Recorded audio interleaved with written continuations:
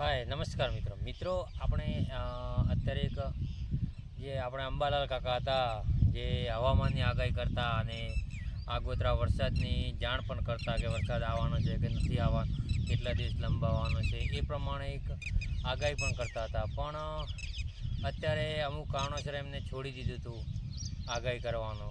પણ શું એ ખરેખર ખેડૂતો માટે યોગ્ય હતું કહી શકીએ? કેમ કે ખેડૂતોને કોઈ પણ પાક લેવાનો હોય, વાવવાનો હોય, કોઈ પણ પ્રકારનું હોય તો તેને આગોતરી માહિતી મળી શકે અને એના હિસાબથી જ આગળ કામ ખેડૂતો પોતાનું જે પણ પાક લેવાનો હોય કે વાવવાનો તે પોતાનું કાર્યકામ કરતા.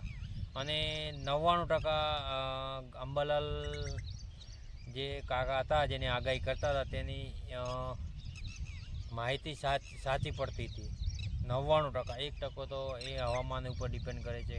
જે હવામાન ખાતું છે એના દ્વારા પણ જે આગાહી કરવામાં આવે એ પણ પૂરતા પ્રમાણમાં સક્સેસ નથી હોતી, એના કરતાં પણ વધારે સક્સેસ હોય છે.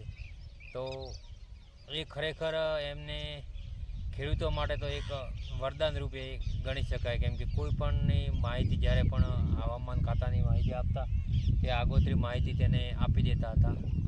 અને તો શું એ ખરેખર ખેડૂતો માટે તો લાભદાયક હતું, યોગ્ય હતું? તમારું શું કહેવું છે? એક વખત કોમેન્ટ કરજો અને વિડીયોને જરૂરથી શેર કરજો અને ચેનલને સબસ્ક્રાઈબ કરજો.